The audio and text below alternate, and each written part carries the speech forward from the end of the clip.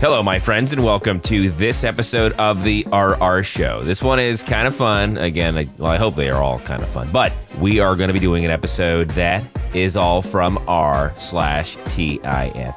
and they're all related to relationships. Some relational TIFUs on this episode of the RR Show right now. Our first story comes from Sendyside. TIFU by eating my wife's special brownies.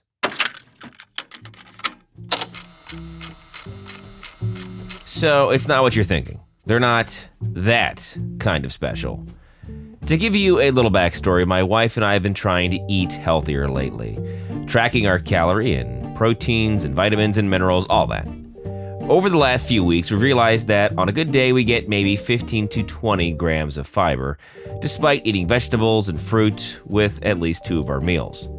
So we've been dedicating extra attention to upping our fiber intake, and now we're getting at least 20, sometimes 40 grams of fiber a day. So today I come home, and my wife is sitting on the couch. I go to the kitchen, and there is almost a whole 9x13 pan of brownies sitting on the counter. I ask if she's saving them. She says no. So I ask if I can have some. She says, "Of course, baby, eat as much as you want. They're healthy." That was all I needed to hear. I grab one and start eating it. It's a little dry, texture's a little off, but it's not bad.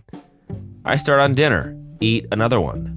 At this point, I think it's important to say that the hardest part of my calorie intake is that I snack if given the opportunity.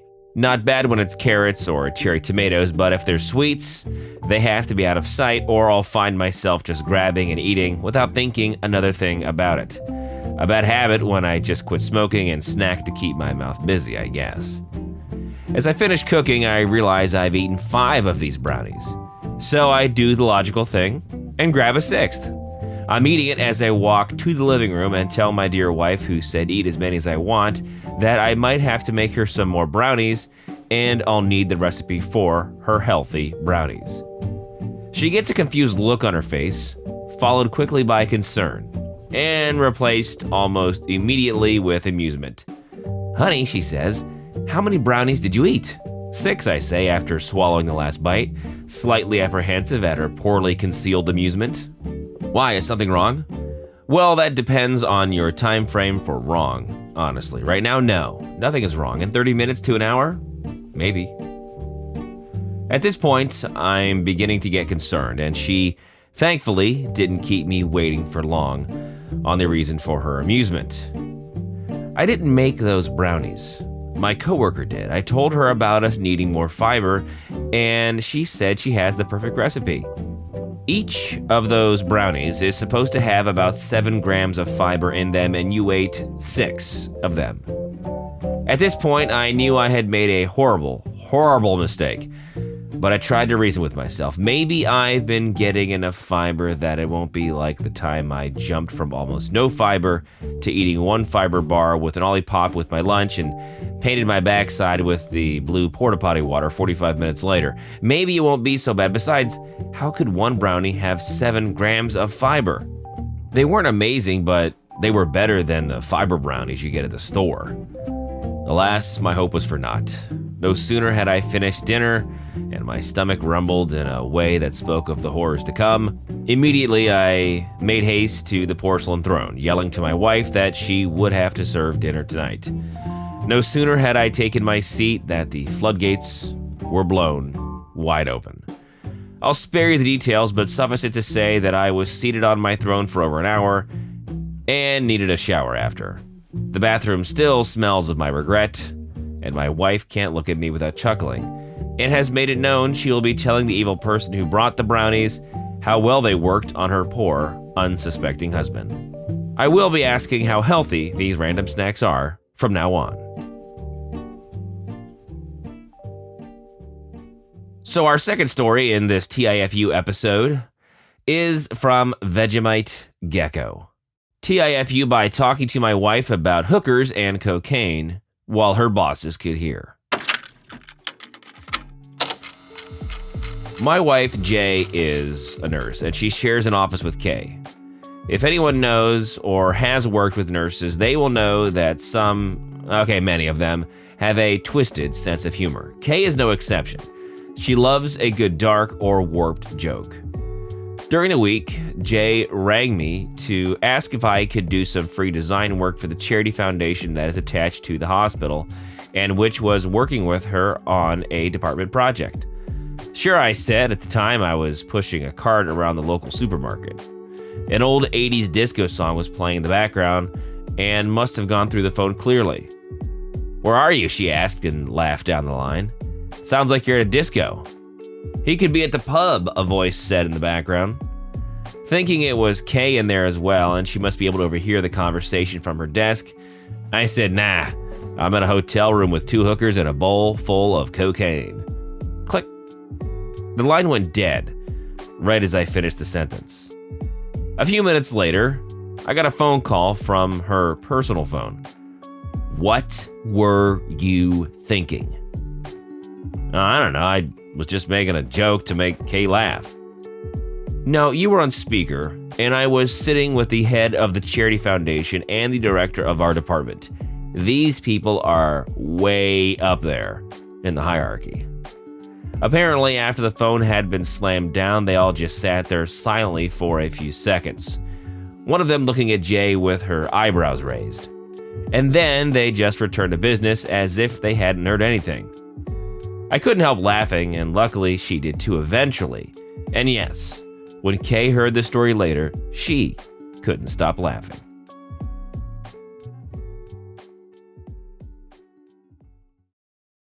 Our third story comes from Giant Lemonade. TIFU by proposing to my girlfriend in the wrong way. My girlfriend and I have been together since she was 15 and I was 14. We have an excellent relationship. We've only had about 4 arguments in 6 years, and none of them were serious. I have no doubt she's the woman of my life. Here's how the problem started. For some years, I've seen many women complaining about how frustrating it is to be a girlfriend for a long time. For example, some say, "I've been with the same man for 9 years and I'm still just a girlfriend." And I think how uncomfortable they may feel in that situation. I understand how bad that can be, and I wanted my girlfriend to know I take our relationship seriously. At the same time, I'm far from being financially stable enough to get married. So my solution was this. I would propose now, but we'd get married in about 5 years. That way we could tell people we're engaged, and she wouldn't have to be a girlfriend for 11 years before becoming a fiancé. We're on vacation now, and yesterday I proposed to her. She was extremely happy and cried a lot. I was happy and cried too. But when we got back to the hotel, she asked me how I wanted the wedding to be. I told her, I don't think it's worth planning the wedding now since we're only getting married in about 5 years. She instantly got sad, went to the bathroom for a few minutes, and I apologized to her, but she was not talking to me. When she's extremely sad, she usually stays completely silent. After some time, she said she wanted to talk about it on Friday. That was okay, and just enjoy the rest of our vacation. It's clearly not okay. I shouldn't have done this.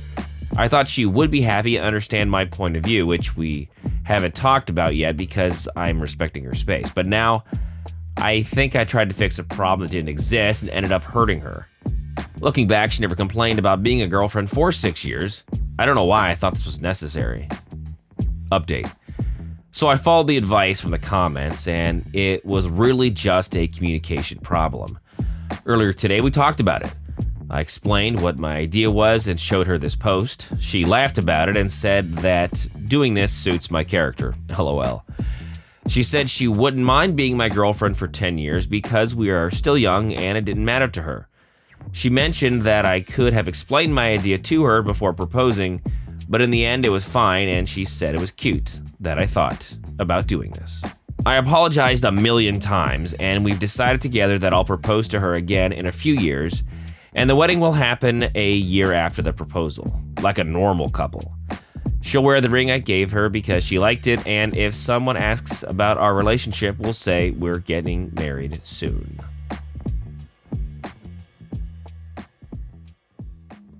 Our final story in this relational TIFU episode comes from Traveler Georath.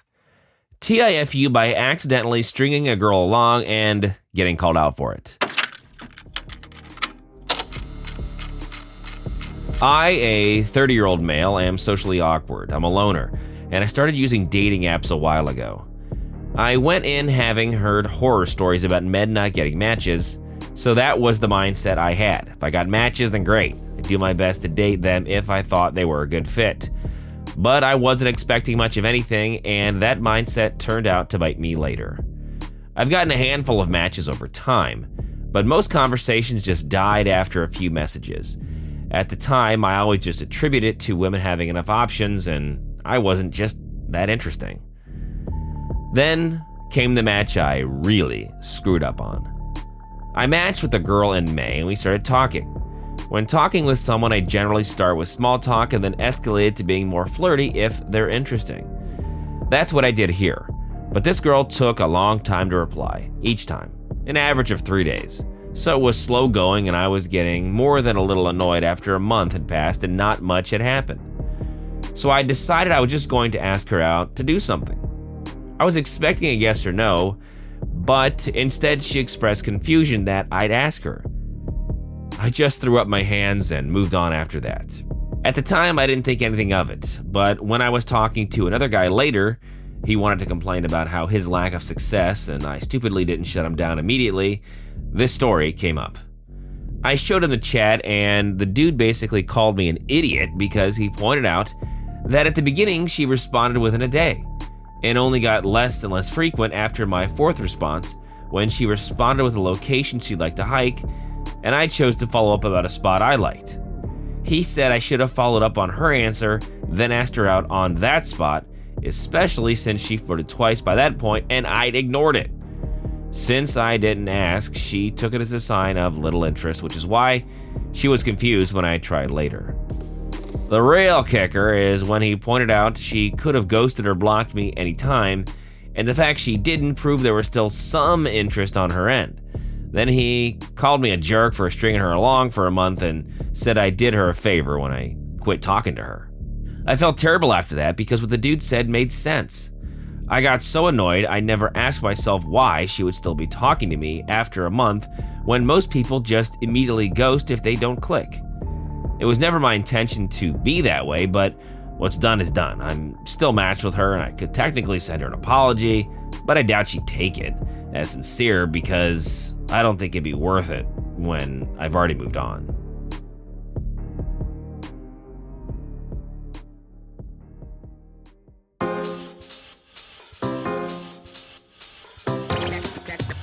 So thanks for being with us. The RR Show is a production of Evergreen Podcasts and Wessler Media. Now, if you'd be so kind, please follow or subscribe to our show wherever you get your podcasts. And if you're feeling extra nice, you might as well leave a 5-star review.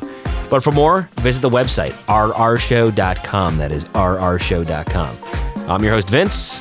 Thank you to my producer, Kevin, and we'll see you next time here on The RR Show.